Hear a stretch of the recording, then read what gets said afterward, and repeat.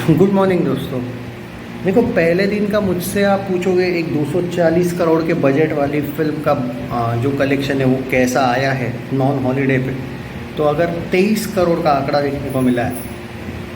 हालांकि वो ज़्यादा आएगा, प्रोड्यूसर फिगर 24-25 भी आ सकता है, नेट में बोल रहा हूँ, तो वो बुरा नहीं है। लेकिन ये फिफ्थ पार्ट है, तो ये कम से कम 40-45 का लोग चाहते थे कि ओपनिंग हो। और ये बात एकदम सही है कि जब आपका फिफ्थ पार्ट आ रहा है तो 23, 24, 25 एक्सेप्टेबल नहीं है। पर ये तब होता है जब अगर अक्षय की फिल्म 7-8 महीने पहले आई होती और बीच में बहुत बड़ा गैप होता और एक हाउसफुल जैसी बड़ी फ्रेंचाइजी की फिल्म, भले स्टोरी कैसी भी हो, तो ये कम से कम 40 का ओपनिंग ले सकती थी।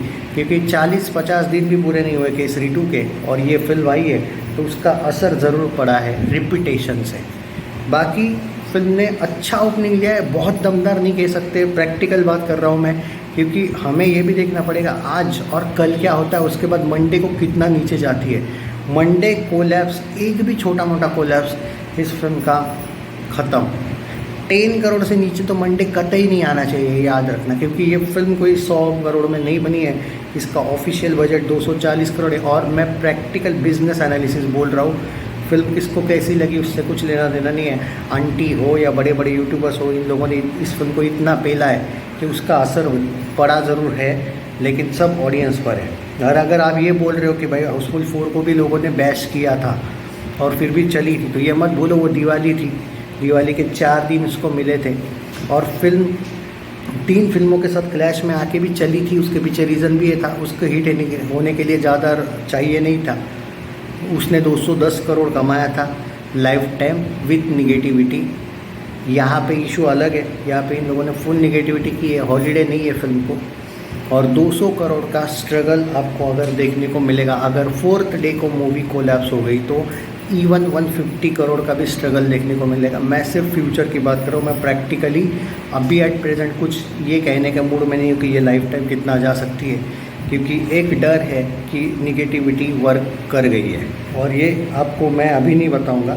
सिर्फ एक बात इस फिल्म को अच्छी हुई है, वो थी नाइट की ऑक्यूपेंसी, पर वो तो बढ़ने ही वाली थी। क्योंकि मैंने बोला है फ्राइडे सैटरडे संडे फिल्म में अच्छा खासा night occupancy, specially Friday Saturday लेती है, संडे को नाइट ऑक्यूपेंसी थोड़ा नीचे जाती है। रिव्यूज़ का थोड़ा असर पड़ता है। मॉर्निंग 13% थी, 14% कल, आफ्टरनून 28% थी, इवनिंग भी 28.01% थी और नाइट 45% थी। नाइट की वजह से ये फिल्म ज़बरदस्त तरीके से आप कह सकते हो। लेकिन आश्चर्य की बात यह है कि हाउसफुल 5 से ज़्यादा शोज़ केसरी 2 को मिले थे दिल्ली में और मुंबई में। मैं शॉक्ड हूँ, हाउसफुल 5 से ज़्यादा शोज़ थे।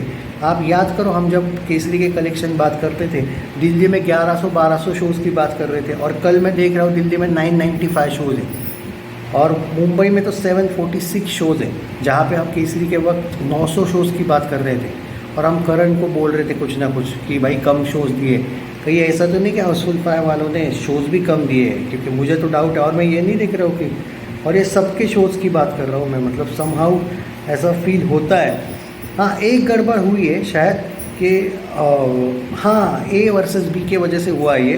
क्योंकि अब देखो, ए को 746 शोज़ है मुंबई में, नहीं ज़्यादा दिए, करण जौहर ने कम दिए थे करेक्ट, और बी को दिए हैं 554 शोज़।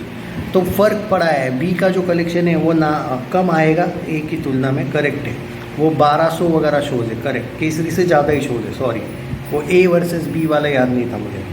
पर देखो, ऑक्यूपेंसी वाइज भी बात करें ना, तो बी का ऑक्यूपेंसी की बात करता हूँ। हाँ, अब थोड़ा सा बी का भी बता देता हूँ। कल 8% सुबह था, आफ्टरनून 13%, इवनिंग 15% और नाइट 27% खाली। यानी कि ये भी देखने को मिल रहा है कि लोग ए को देख रहे हैं, बी को नहीं देख रहे ज़्यादा, तो उसका भी असर पड़ेगा फिल्म पे। तो एट प्रेजेंट देखो, 23 से 24 करोड़ डे 1 था।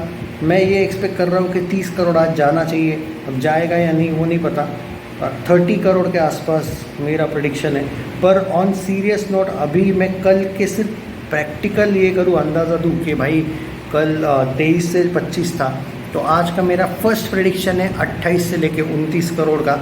बाकी हम बाद में बात करेंगे। और देखो, बजट बहुत है, मैं उस पर अभी नहीं जाऊँगा जब तक कलेक्शन अच्छी तरीके से आते नहीं रहेगा, फ़ायदा नहीं बोल के।